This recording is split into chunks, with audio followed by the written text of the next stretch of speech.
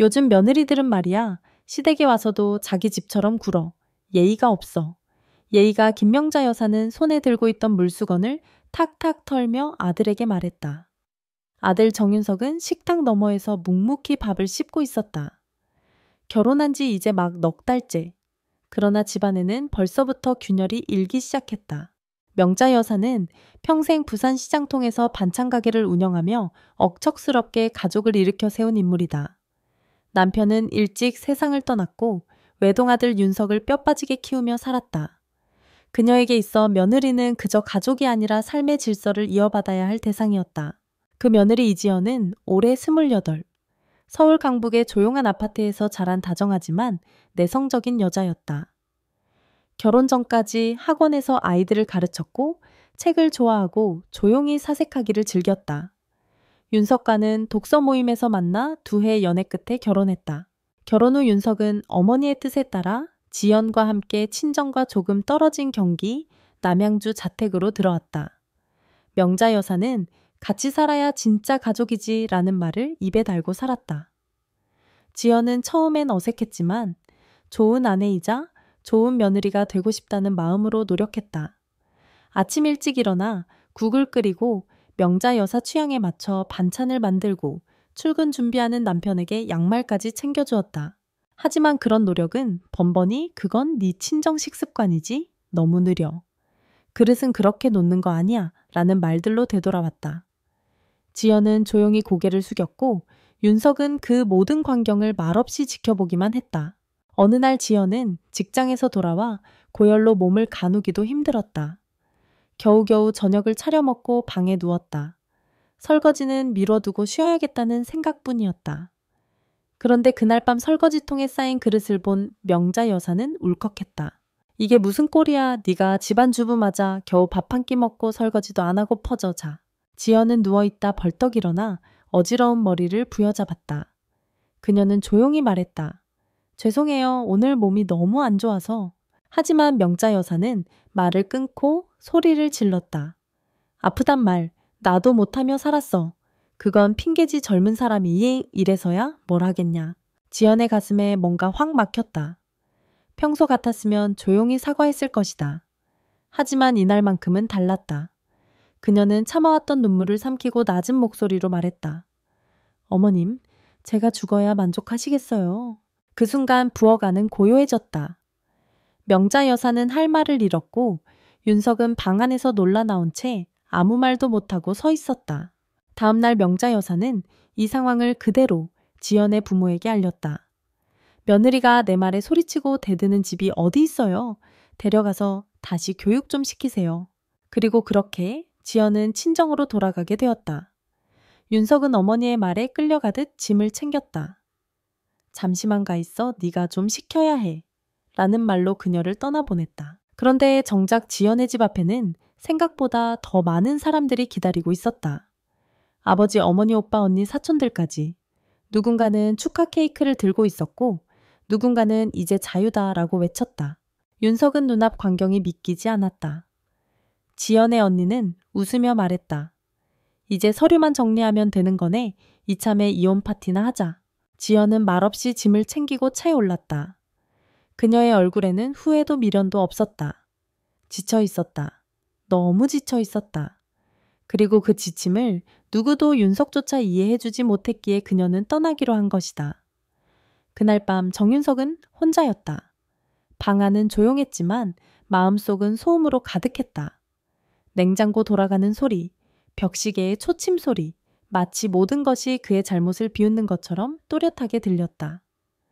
그는 소파에 털썩 주저앉아 멍하니 거실벽에 걸린 결혼사진을 바라보았다. 사진 속 이지연은 환하게 웃고 있었고 그의 팔에 다정히 기대 있었다. 그 미소는 어디로 갔을까? 윤석은 휴대폰을 들었다 놓기를 반복했다. 전화를 걸어야 하나 아니면 잠시 시간을 주는 게 맞을까? 머리는 복잡했고 가슴은 무겁기만 했다. 지연이 잘 도착했겠지. 말도 안 되는 혼잣말을 중얼거리며 그는 창밖 어둠을 바라봤다. 유난히 조용한 밤이었다. 다음날 윤석은 이지연을 찾아 친정으로 갔다. 마음속으로 수십 번 사과 문장을 준비해 갔다. 하지만 대문 앞에 서자 다리가 떨렸다. 초인종을 누르자 곧 아버지인 이태준 씨가 문을 열었다. 그의 표정은 차가웠고 말투는 낯설 만큼 단호했다. 들어와요? 다 모였어요. 거실에는 지연의 가족이 둘러앉아 있었다.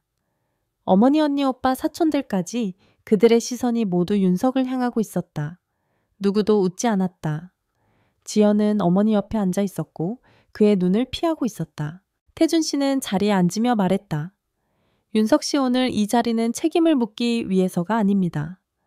다만 지금 당신이 어떤 선택을 하느냐에 따라 두 사람의 앞날이 달라질 수 있다는 걸 상기시키기 위해 마련한 자리입니다. 윤석은 숨을 깊게 들이마셨다. 저 지연이에게 상처 준 거 잘 압니다. 제가 너무 미숙했어요. 어머니 말을 거역할 수 없다는 핑계로 아내를 지켜주지 못했어요. 진심으로 사과드리고 싶습니다. 지연은 그의 말을 듣고도 표정을 바꾸지 않았다. 태준 씨는 고개를 끄덕였지만 여전히 엄격한 표정이었다. 그 순간 지연이 조용히 입을 열었다. 윤석 씨, 나 지금도 당신을 미워하지 않아요.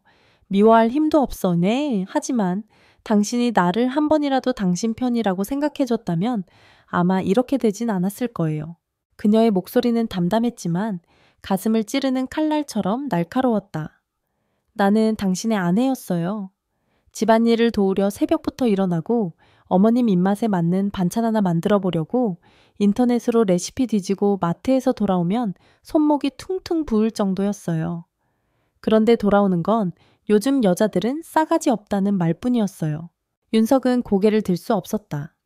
지연은 말을 이어갔다.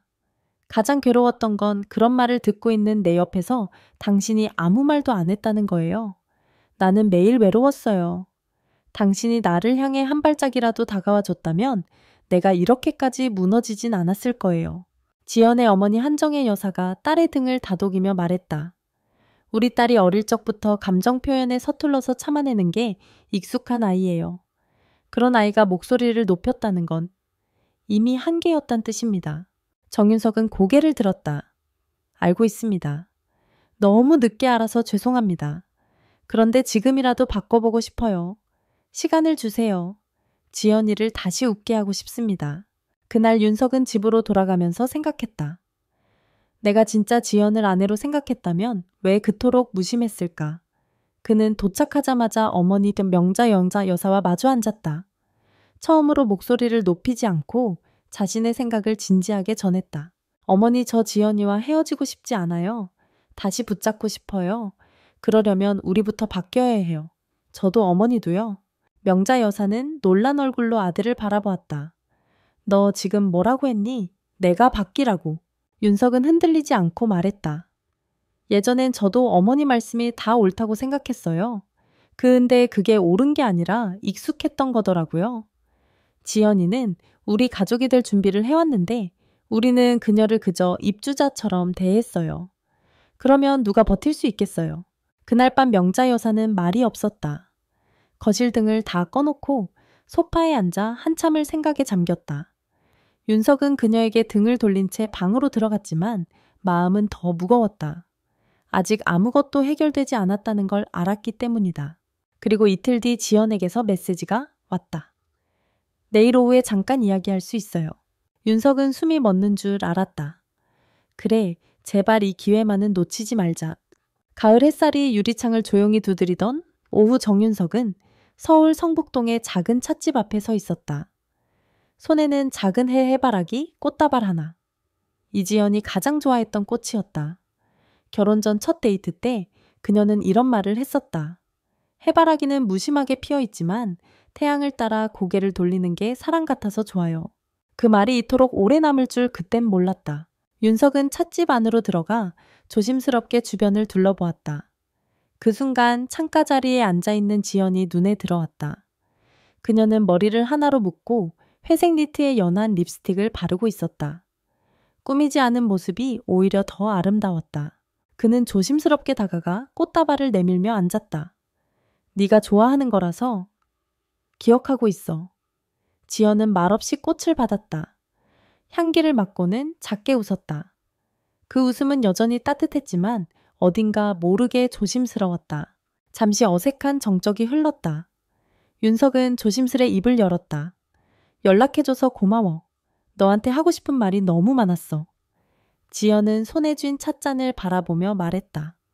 나도 정리되지 않는 게 많아서 오늘은 너의 말보다 나의 생각을 먼저 말하고 싶어. 윤석은 고개를 끄덕였다. 지연은 깊은 숨을 내쉰 후 천천히 말을 이었다. 내가 친정으로 돌아간 건 단지 어머님과의 갈등 때문이 아니야. 사실 가장 힘들었던 건 내가 너무 혼자라는 기분이었어. 그녀의 목소리는 떨림이 없었지만 말끝에는 무거운 여운이 있었다.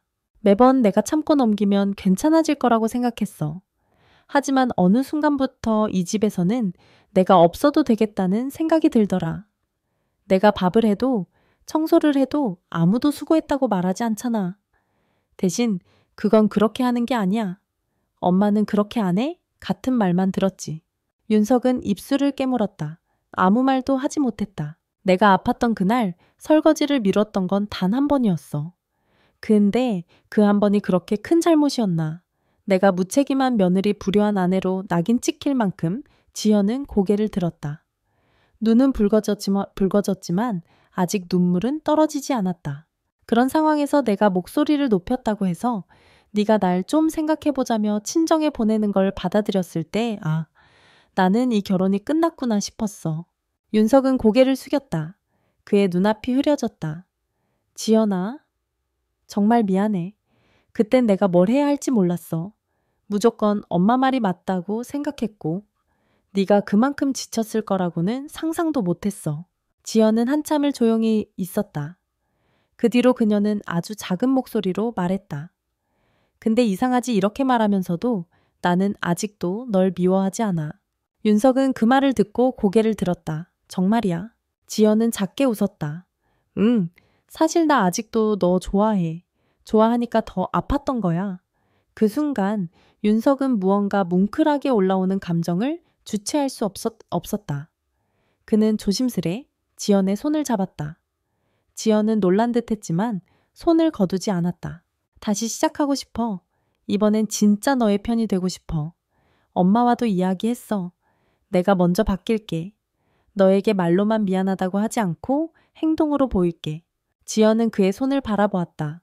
한참을 그 손 위에 손을 얹고 있더니 조심스럽게 말했다. 그럼 우리 각자 집으로 돌아가지 말고 이 근처 어디 조용한 곳에서 며칠만 같이 지내볼래? 결혼 전에처럼 서로를 다시 알아가는 시간으로. 윤석의 눈이 커졌다. 정말? 괜찮겠어. 지연은 고개를 끄덕였다. 나도 확신이 필요한 것 같아. 우리가 정말 다시 함께할 수 있을지. 그 말에 윤석은 손에 힘을 줬다. 좋아. 우리가 다시 시작할 수 있다면 그 무엇이든 할게. 그날 저녁 두 사람은 북촌 한옥마을 근처의 작은 게스트하우스를 예약했다. 따뜻한 조명 아래 한옥 지붕 사이로 달빛이 비추는 밤. 그들은 조용히 걸으며 서로의 그림자를 확인했다. 아직 갈 길은 멀지만 적어도 그날 밤 그들은 같은 길 위에 있었다. 서울 북촌의 작은 골목길 가을 바람이 기와 사이로 스며들며 고요한 소리를 냈다. 윤석과 지연은 조용히 발걸음을 옮겼다. 그들의 그림자가 낮은 담벼락 위로 길게 드리워졌고 몇 해 전 두 사람이 함께 거닐던 데이트의 기억이 문득 떠올랐다. 게스트하우스는 소박하지만 따뜻한 곳이었다. 작은 정원이 있고 오래된 나무창호가 삐걱이는 소리를 내며 열렸다. 마당 한쪽에는 국화가 활짝 피어 있었고 바람이 불 때마다 꽃잎이 한두 개씩 떨어졌다. 지연은 현관에 들어서자마자 한참 동안 말없이 정원을 바라보았다. 그 모습이 어쩐지 외로워 보이기도 하고 평온해 보이기도 했다. 방 안에는 낮은 온돌 침대와 두 개의 쿠션, 그리고 창가에 작은 찻상이 있었다. 윤석은 가방을 내려놓으며 조심스럽게 말했다. 여기 마음에 들어. 지연은 고개를 끄덕였다. 응? 따뜻하네. 오래된 집인데 묘하게 편해. 그녀의 말에 윤석도 작게 미소 지었다. 그날 저녁 두 사람은 근처 시장에서 사온 반찬 몇 가지와 국을 데워 식사를 함께 했다. 식탁엔 오랜만에 둘만의 조용한 대화가 오갔다. 예전처럼 웃음소리는 많지 않았지만 서로의 말에 귀 기울이는 시간이 되었다. 식사를 마치고 찻상 앞에 앉은 지연은 조심스럽게 입을 열었다. 나 사실 예전에 한번 병원에 혼자 간 적 있어. 윤석은 멈칫했다. 언제 결혼하고 2달쯤 됐을 때. 속이 자주 울렁거리고 피곤해서 혹시 했는데 그냥 몸살이었대. 근데 그날 병원에서 혼자 초음파 찍고 나왔을 때 이상하게 눈물이 나더라. 아무 일도 없는데도. 그녀는 차잔을 들고 입가에 댄 채 시선을 멀리 두었다. 그때 알았어. 나는 이 집에 혼자라는 걸. 윤석은 손에 들고 있던 잔을 내려놓았다. 왜 말 안 했어? 그때 너한테 말아 해봤자 어머니께 혼날까봐 걱정하는 내 얼굴이 먼저 떠올랐어. 지연은 그렇게 말하며 윤석을 바라보았다. 눈빛에는 원망이 아닌 단념 같은 감정이 비쳐 있었다. 윤석은 자리에서 일어나 그녀 앞에 앉았다. 지연아, 나 정말 미안해. 그땐 내가 너무 어렸고 어머니에게 잘 보이는 게 남편으로서 잘하는 거라고 착각했어. 네가 그렇게 외로웠던 걸 이제야 알았어. 지연은 잠시 침묵하더니 물끄러미 말했다.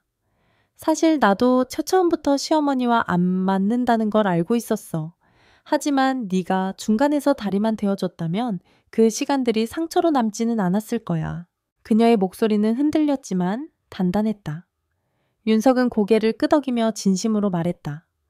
이제라도 내 편이 되려고 해. 네가 무너질 때마다 내가 붙잡아주는 사람이고 싶어. 그 말에 지연은 조금 흔들리는 듯했다. 그녀는 조용히 창밖을 바라보다가 한마디 덧붙였다. 내가 다시 너랑 시작해도 괜찮을까? 무너졌던 신뢰 다시 쌓을 수 있을까? 윤석은 그녀의 손을 가만히 잡았다. 함께 노력하자. 천천히. 급하게 돌아가지 않아도 돼.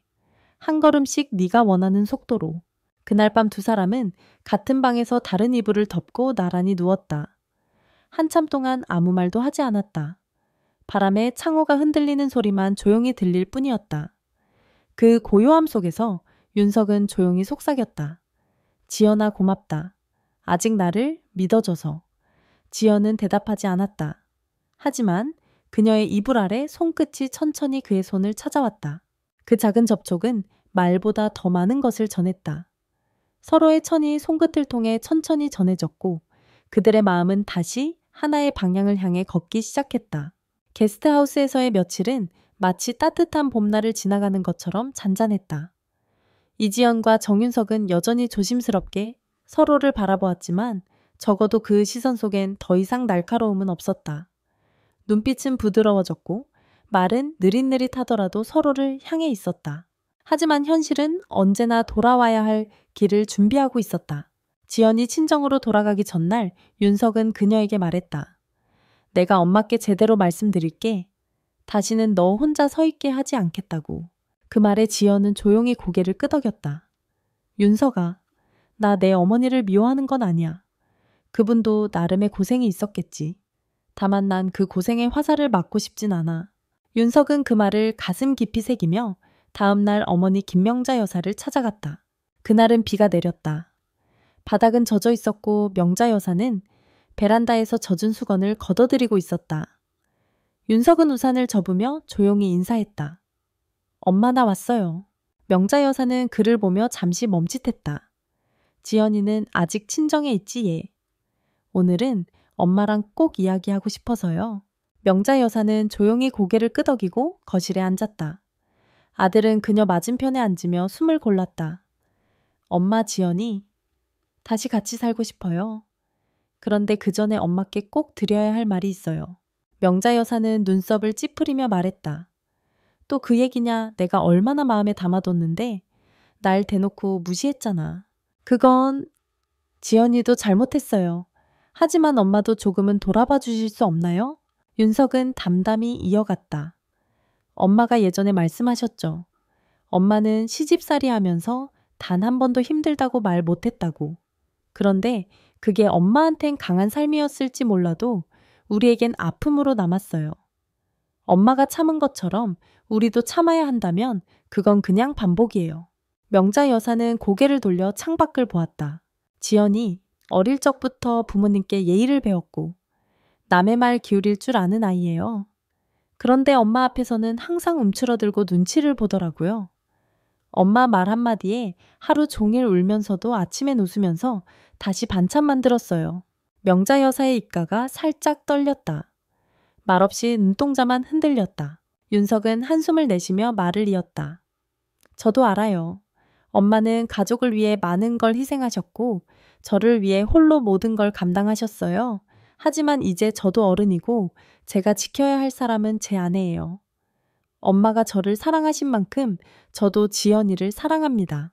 명자 여사는 오래된 난로 위의 주전자처럼 끓어오르던 감정 끝에서 침묵했다.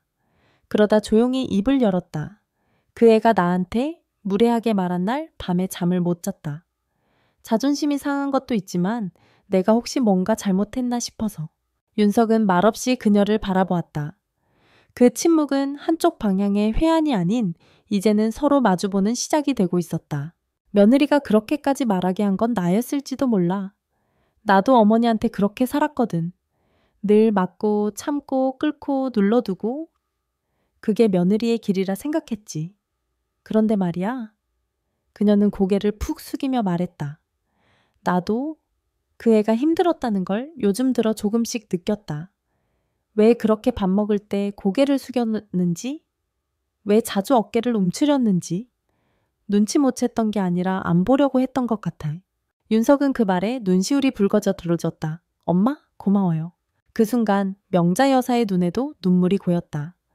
그녀는 주방으로 가 접은 행주를 가져와 닦으며 말했다. 그래도 한 가지 부탁이 있다. 윤석은 고개를 들었다. 우리 너무 멀어지진 말자. 멀리서라도 서로 돌볼 수 있으면 좋겠어. 그 말에 윤석은 고개를 힘있게 끄덕였다. 엄마, 우리 지연이랑 따로 살게 해주세요. 너무 멀지 않게 한 동네에 살면서 매주 얼굴 뵙고 도와드릴게요. 하지만 이제 그 아이도 가족이에요. 숨지 않아도 되는 가족이요. 그날 밤 명자 여사는 오랫동안 앨범을 꺼내 들여다보았다.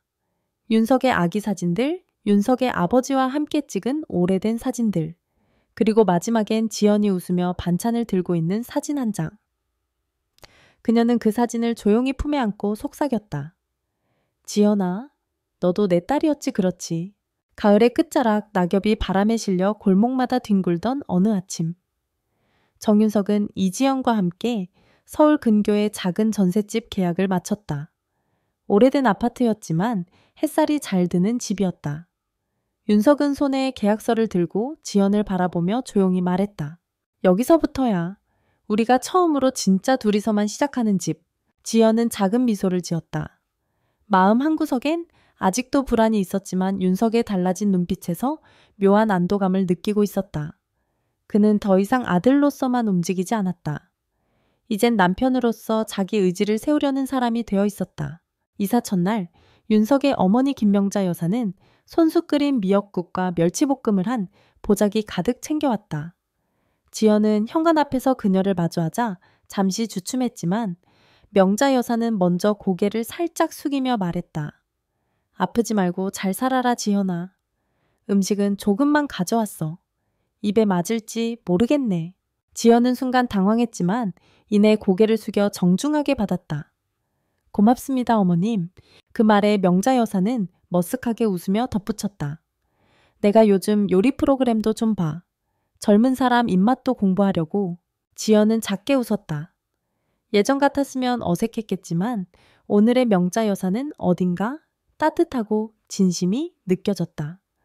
마치 서로가 서로에게 다가가려는 노력을 하기 시작한 듯했다. 며칠 뒤 지연은 작은 화분들을 베란다에 정리하고 있었다. 그때 윤석이 커피 2잔을 들고 다가왔다. 하나는 설탕 없이 너 스타일, 하나는 내 거. 오늘 아침 일찍 마트 다녀오면서 사왔어. 지연은 컵을 받아들며 말했다. 아침마다 이렇게 커피 배달해 주는 남편이면 괜찮은 출발이지. 윤석은 장난스럽게 눈썹을 치켜 올리며 웃었다. 그럼 오늘부터 너의 전속 바리스타다. 그들 사이에 웃음이 퍼졌다. 그렇게 소소한 일상은 다시 채워져 가고 있었다. 하지만 시간이 지나면서 또 하나의 현실이 찾아왔다. 결혼한 지 1년 반이 지나도록 아이가 생기지 않았다. 처음엔 대수롭지 않게 여겼지만 2년이 가까워지자 지연의 마음엔 점점 불안이 커졌다. 밤마다 생리 주기를 적은 수첩을 넘기며 혼잣말을 하기도 했다. 이번 달도 아니네. 다음 달엔 괜찮겠지. 윤석은 그녀를 안고 조용히 속삭였다. 우리한테 맞는 때가 올 거야. 너무 걱정하지 마. 그 말이 위로가 되긴 했지만 지연은 마음속 어딘가에서 자신이 결함 있는 아내라는 자책감을 떨칠 수 없었다. 결국 그녀는 산부인과를 찾았다. 검진 결과는 냉혹했다. 난소 기능이 약화되어 있고 자연 임신은 쉽지 않을 수 있습니다. 시술을 권합니다.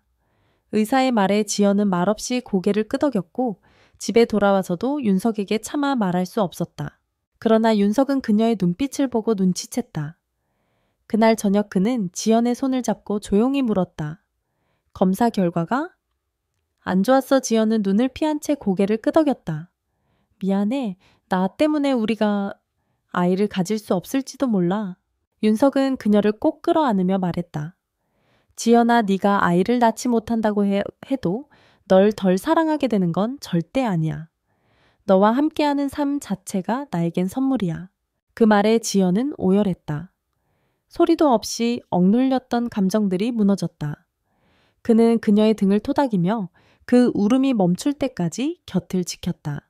그 후 윤석은 어머니에게 이 사실을 조심스럽게 털어놓았다. 명자 여사는 말을 잃었다. 처음엔 침묵했고 다음엔 그저 한숨을 내쉬었다. 윤석은 어머니의 반응에 긴장했지만 명자 여사는 의외의 말을 꺼냈다. 아이 없다고 해서 가족이 아닌 건 아니야.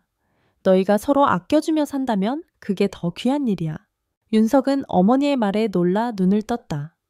엄마, 정말 그렇게 생각해 그래. 나도 옛날 생각하면 아직도 가슴이 답답해. 내 아버지 돌아가시고 너 키우며 얼마나 외로웠는지 몰라. 근데 지연이 그 얼굴 보면 그때 내 모습이 겹쳐. 그런 애 꼭 안고 살아야지.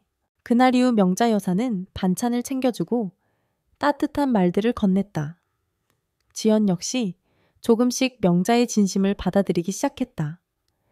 두 여자는 서로 조심스럽게 마음의 빗장을 열고 있었고 그 사이 윤석은 웃음을 되찾았다. 그리고 어느 날 아침 지연은 윤석에게 조심스럽게 다가와 말했다. 병원에 다시 가볼래. 이번엔 당신이랑 같이. 그 말에 윤석은 환하게 웃었다. 좋아. 이번엔 우리 둘이 함께하자. 겨울이 다가오고 있었다.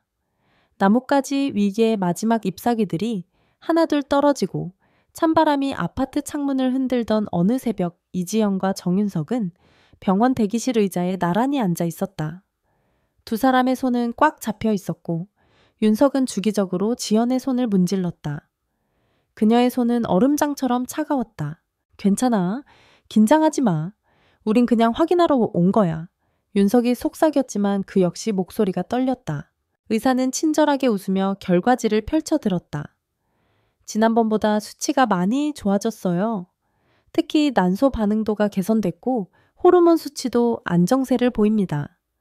지금 같은 패턴으로 계속 관리하면 자연임신 가능성도 충분히 있습니다. 지연은 믿기지 않는다는 표정으로 윤석을 바라봤다. 윤석도 눈을 동그랗게 떴다. 의사의 말이 끝나기 무섭게 두 사람은 동시에 고개를 숙여 감사를 표했다. 밖으로 나서며 지연은 여전히 얼떨떨한 듯 혼잣말처럼 말했다. 정말 되는 걸까? 우리도 될 수 있을까?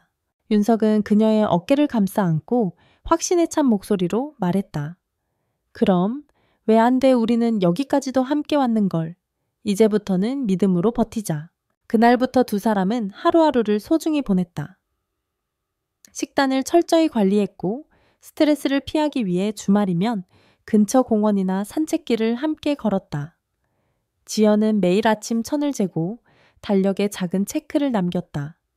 윤석은 그녀를 위해 아침마다 따뜻한 생강차를 끓였고 퇴근길엔 꼭 과일을 사서 돌아왔다. 그렇게 봄이 다가올 즈음 지연은 어느 날 아침 평소와 다른 두통과 메스꺼움에 눈을 떴다. 처음엔 대수롭지 않게 넘겼지만 며칠째 같은 증상이 반복되자 그녀는 몰래 약국에서 임신 테스트기를 사왔다. 그녀는 욕실에 조용히 들어가 문을 잠갔다. 한참을 두 손으로 머리를 감싼 채 서 있던 지연은 결국 조심스럽게 테스트기를 꺼내 결과를 확인했다. 두 줄. 한 줄은 진하고 다른 하나는 희미했지만 분명 존재했다. 그녀는 떨리는 손으로 다시 테스트기를 쥐고 두 눈을 감았다. 윤석은 거실에서 책을 읽고 있었다. 지연이 조용히 다가가 그의 앞에 앉았다. 윤석아, 응. 지연은 말없이 손에 쥔 테스트기를 그의 손바닥 위에 올려놓았다. 윤석은 처음엔 무슨 뜻인지 몰라 눈만 깜빡이다가 두 줄을 확인하곤 입을 틀어막았다. 이거 진짜야, 응, 아마도. 아직 병원에서 확정은 아니지만 윤석은 그녀를 끌어안았다. 아무 말도 하지 않고 단지 그녀의 등을 천천히 두드리며 어깨에 얼굴을 묻고는 조용히 울었다. 그날 저녁 윤석은 어머니 김명자 여사에게 전화를 걸었다. 엄마? 혹시 내일 시간 되세요? 할 말이 있어서. 왜 또 무슨 일이야? 좋은 소식이에요. 꼭 직접 직접 말씀드리고 싶어서요. 다음 날 윤석과 지연은 어머니 집을 찾아갔다. 평소와 달리 지연은 과일 한 바구니와 미역국 재료를 정성스럽게 준비했다. 명자 여사는 둘이 들어서는 걸 보며 의아해했지만 무언가 다르다는 걸 눈치챘다. 무슨 일인데 이렇게 둘이 다 왔어? 윤석은 어머니 앞에 앉아 천천히 말했다. 엄마 지현이 임신했어요. 한동안 아무 말 없던 명자 여사는 손에 들고 있던 티스푼을 놓치고 말았다. 그리고 눈동자가 흔들리더니 갑자기 벌떡 일어나 방으로 들어갔다. 지연은 그 반응에 깜짝 놀라 윤석을 바라보았고 윤석은 조심스럽게 어머니의 방 앞까지 갔다. 문틈 사이로 어머니가 서랍을 열고 오래된 앨범을 꺼내는 모습이 보였다. 그리고 한 장의 사진을 꺼내 가만히 쓰다듬고 있었다. 잠시 후 명자 여사는 다시 거실로 나왔다. 손에 들고 있는 건 윤석이 갓 태어났을 때 찍은 흑백 사진이었다. 그녀는 그 사진을 지연에게 건네며 말했다. 이게 윤석이 처음 내 품에 안겼던 날이야. 그때 내가 얼마나 떨렸는지. 기억은 안 나지만 그 감정은 아직 손에 남아있어. 지연아, 내 손에도 그런 기적이 오려나 보다. 지연은 눈물이 났다. 그녀는 조심스럽게 명자의 손을 잡았다. 어머님, 저 정말 열심히 건강하게 지킬게요. 감사해요. 고맙기는 내가 더 고맙지. 네가 내 아들 곁에 있어줘서. 그날 밤 윤석과 지연은 집으로 돌아오는 길에 조용히 손을 맞잡았다. 차 안엔 말이 없었지만 라디오에서 흘러나오는 잔잔한 음악이 모든 감정을 대신해주고 있었다. 그리고 지연은 창밖 어둠 속을 바라보며 속으로 다짐했다. 이 아이가 오기까지 참 많은 시간을 돌아왔지만 이제는 괜찮아. 우리 다시 시작할 수 있어. 봄의 기운이 완연하던 어느 날 아침 병원 초음파실. 이지연은 침대에 누워 배에 젤을 바른 채 조용히 천장을 바라보고 있었다. 정윤석은 그녀의 곁에 서서 말없이 손을 꼭 잡고 있었다. 화면에는 아직 형태가 완전하지 않으던 작은 무언가가 깜박이고 있었고 의사는 모니터를 가리키며 미소 지었다. 자, 잘 보세요.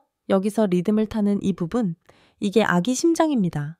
순간 지연의 눈에서 눈물이 흘러내렸다. 윤석은 화면을 본 채 숨을 삼켰다. 진짜다. 우리가 정말 부모가 되려 하고 있구나. 병실을 나와 복도를 걷던 두 사람은 말없이 벤치에 앉았다. 지연은 손에 든 초음파 사진을 몇 번이고 들여다보았다. 윤석아, 저게 심장이래. 아직 콩알만한데도 뛰고 있대. 응, 그 조그마한 게 우리한테 오기까지 얼마나 먼 길을 왔을까. 지연은 사진을 가슴에 안았다. 그냥 살아있다는 것만으로도 너무 고마워. 그날 이후 두 사람의 하루는 완전히 달라졌다. 식사는 철저하게 영양을 맞췄고 지연은 매일 아침 산책을 했다. 윤석은 퇴근 후 꼭 조용한 클래식 음악을 틀어주며 태교책을 읽어주었다. 어느 날 밤 윤석은 지연의 배에 귀를 대며 말했다. 얘야 아빠야. 오늘 엄마가 미역국 먹었는데 싹 다 먹었어. 엄청 맛있다고 하더라. 근데 내 엄마는 그 와중에 김치가 조금 짰다고 투덜댔단다. 지연은 웃으며 그의 머리를 툭 쳤다. 아기가 뭘 알아들어? 바보야. 알아듣는데. 책에 그렇게 나와 있었어. 감정도 느낀대.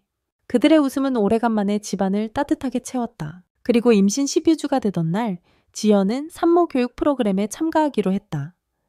명자 여사도 같이 가자며 초대하자 어머니는 망설이다가 결국 함께 동행했다. 강의실 안 젊은 산모들 사이에서 명자 여사는 처음엔 어색한 듯 했지만 강의가 시작되자 곧 집중했다. 강사가 말하길 요즘은 시어머니와 며느리가 함께 육아를 준비하는 경우도 많아졌어요. 중요한 건 함께 부모가 된다는 마음이죠. 라는 말에 명자는 고개를 깊이 끄덕였다. 강의가 끝나고 돌아오는 길 명자 여사는 조용히 입을 열었다. 지연아, 오늘 보니까 내가 너무 옛날 방식만 고집했던 것 같더라. 너도 처음인데 내가 더 무서웠지. 지연은 잠시 멈추다 조용히 말했다. 저도 무서웠어요. 어머님한테 미움받는 것보다 어머님께 잘하려던 제 마음이 전달되지 않는 게 더 무서웠어요. 명자는 그 말을 듣고 한참을 침묵하더니 버스 안 유리창에 비친 자기 얼굴을 물끄러미 바라봤다. 그랬구나. 내가 먼저 문을 닫았네. 그날 밤 명자 여사는 지연과 윤석이 사는 집에 반찬을 몇 가지 들고 찾아왔다. 지연이 문을 열자 어머니는 조심스럽게 말했다. 네가 좋아하는 가지무침 새로 배운 방식으로 해봤어. 설탕 안 넣고 배즙 조금 넣었어. 지연은 반찬통을 받아들며 말했다. 네 어머님, 감사합니다. 아니야, 오늘부터는 우리 진짜 함께 해보자. 며칠 후 병원에서의 정기검진. 윤석과 지연은 다시 초음파실에 앉아 작은 생명의 자람을 지켜보았다. 이번엔 팔과 다리가 또렷했고 작은 손이 까딱이는 것이 화면에 비쳤다. 의사는 웃으며 말했다. 잘 자라고 있네요. 이제 태명도 지으셨죠? 지연은 윤석을 바라보았다. 우리 정했지? 윤석은 고개를 끄덕이며 말했다. 응, 하나라고 부르기로 했어요. 우리 가정의 첫 아이, 우리 사이의 첫 희망. 하나라는 이름이 딱인 것 같아서요. 의사는 따뜻하게 미소 지었다. 좋은 이름이네요. 꼭 하나뿐만 아니라 둘, 셋까지도 올 수 있어요. 기대하셔도 좋아요. 검진을 마치고 나오는 길, 윤석은 지연의 손을 꼭 잡았다. 하나야, 넌 정말 축복받은 아이야. 이 세상 모든 기적이 너한테가 닿기를 아빠는 바란다. 그들의 삶은 이제 더 이상 둘만의 것이 아니었다. 그 안엔 새로운 생명이 있었고 그 존재는 가족 모두를 천천히 변화시키고 있었다. 때로는 아픔과 후회 눈물이 함께 하더라도 이제는 서로를 믿고 손을 잡을 수 있는 사람들이 곁에 있었다. 여름 초입 서울은 무더위가 일찍 찾아왔다. 태양은 연일 따갑게 내리쬐고 공기 중엔 습기가 가득했다. 그런 날씨 속에서도 이지연의 걸음걸이는 조심스럽고 느긋했다. 임신 20일째도 채 접어들며 배가 눈에 띄게 불러왔고 평소보다 피로감도 쉽게 찾아왔다. 오늘도 걷자고 더운데 괜찮겠어. 정윤석은 그녀의 어깨에 손을 얹으며 물었다.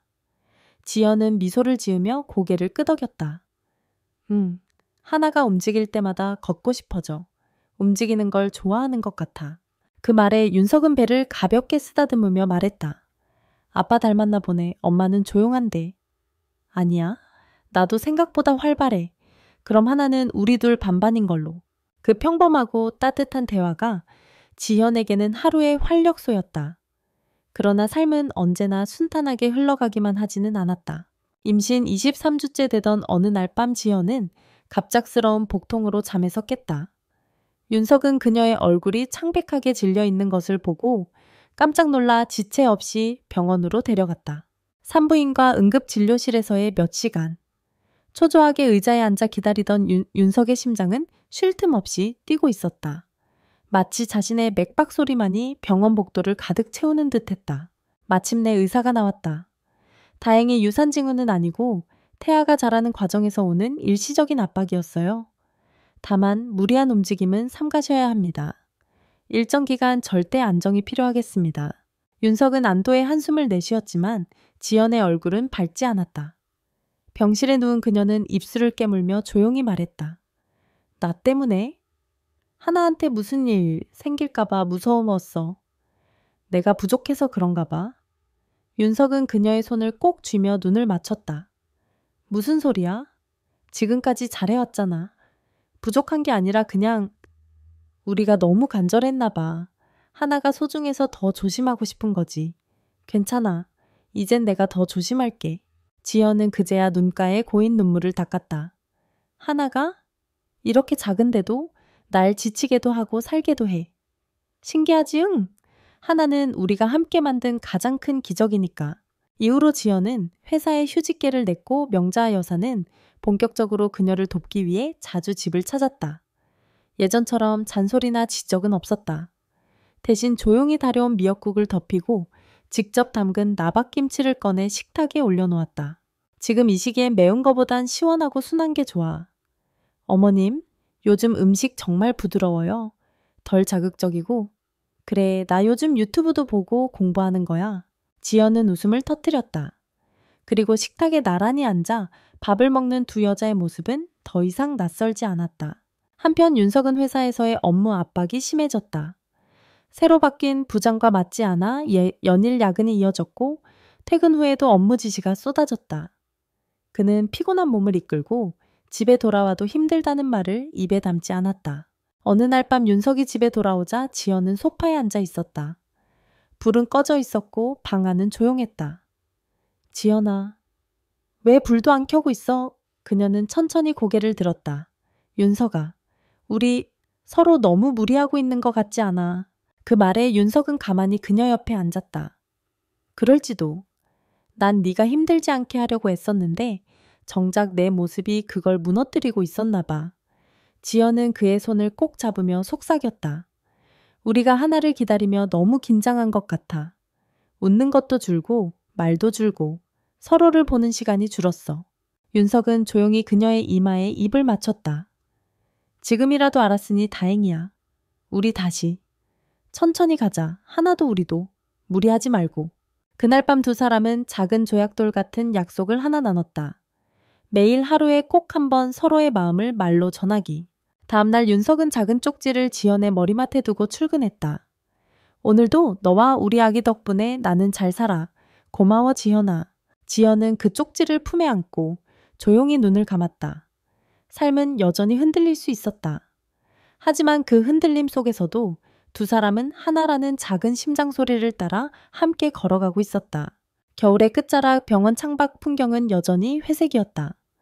하지만 정윤석의 눈에만큼은 세상이 환히 빛나 보였다. 긴 고통과 불안, 그리고 기다림의 시간을 지나 이지연은 마침내 분만실에 누워 있었다. 진통은 예상보다 오래 이어졌다. 윤석은 병원 가운을 입고 지연 곁에 서 있었다. 땀에 젖은 그녀의 머리칼을 닦아주고 떨리는 손을 놓지 않았다.